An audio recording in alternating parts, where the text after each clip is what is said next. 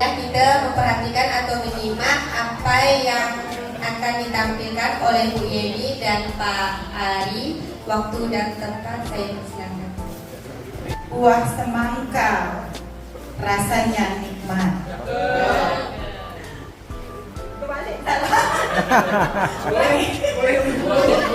Baik, pada kesempatan ini memang kemarin saya mengajukan untuk maju di hari pertama, tapi bukan tampil pertama saya pikir.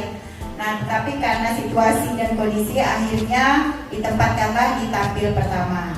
Nah, mudah-mudahan saya yakin ini pasti banyak kekurangan, maka kita sharing, Bapak Ibu mungkin bisa memberikan masukan dan sebagainya. Baik, di sini saya mencoba berbagi praktik baik pembelajaran mendalam di SMA Negeri 3 Simpang Hilir. Nah, jadi setelah kegiatan kita kemarin IN1 yang dilaksanakan kurang sekitar 5 hari di SMA Negeri 1 Sukadana, kemudian kami di sekolah itu pada tanggal 11 dan 12 Agustus, jadi dari Juli kita dapat materi, kemudian bulan Agustus, di sini kami difasilitasi oleh sekolah, kebetulan Ibu Kepala Sekolah juga mendukung akan terlaksananya IHT ini. Jadi IHT ini dilaksanakan di SMA Negeri 3 Simpang Hilir, diikuti oleh seluruh guru yang ada di sekolah. Nah, di sini tentang materi yang diberikan yaitu tentang pembelajaran mendalam yang apa yang sudah kami dapatkan dari pelatihan IN1 kemarin.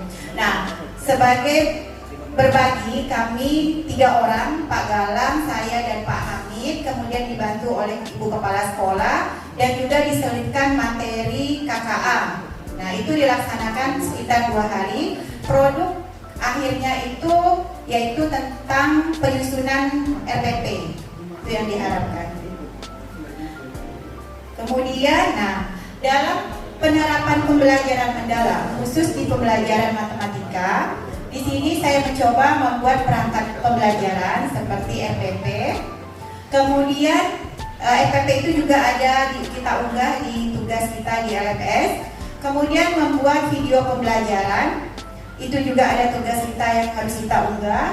Nah, video ini menggunakan perangkat yang sudah disusun di tugas yang pertama tadi. Jadi perangkat itu setelah disusun langsung dipraktekkan dan dibuat video.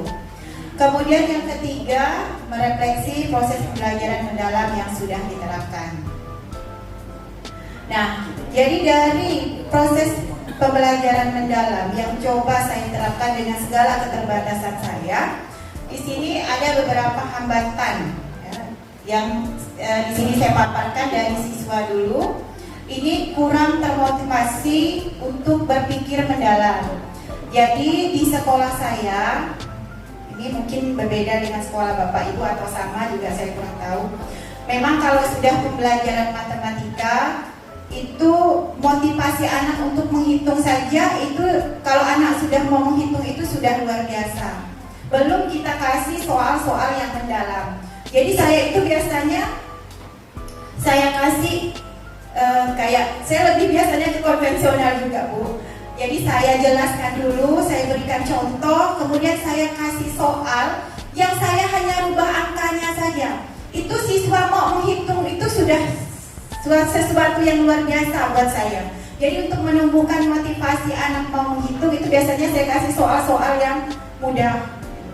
Nah, untuk menuju pembelajaran yang agak dalam, yang hot, misalnya soal-soal yang hot, mungkin itu butuh proses. Karena ketika anak mendapat soal yang sudah agak sulit, itu kadang-kadang mereka sudah tidak mau. Mereka cuek, mereka lepaskan. Nggak tahu Bu, pening Bu. Seperti itu. Jadi saya itu nahan, perkalian, berpangkat dan sebagainya, masih saya menemukan siswa yang masih belum bisa. Kemudian kemandirian belajar masih rendah. Jadi kalau masih terpaku dengan kita harus masuk ke kelas, baru mereka itu ada semangat untuk mau belajar. Tapi kalau misalnya pas kita ada urusan kesibukan, kita hanya kasih tugas, masih ada siswa yang tidak mau mengikuti atau mengerjakan tugas yang kita berikan. Nah, itu tadi hambatan dari siswa. Nah, hambatan dari saya sendiri, saya juga menyadari banyak kekurangannya.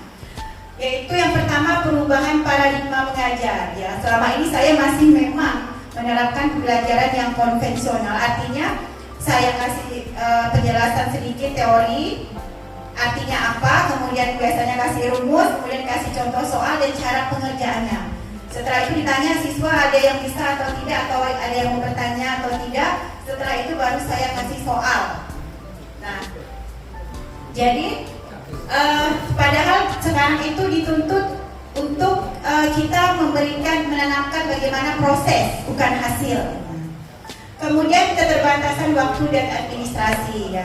Jadi untuk mengejar suatu materi yang diharapkan siswa itu hampir semuanya bisa, itu kan pasti membutuhkan waktu yang lama dan berulang. Apalagi misalnya pembelajaran matematika, misalnya siswa banyak yang tidak paham, harus diulang lagi.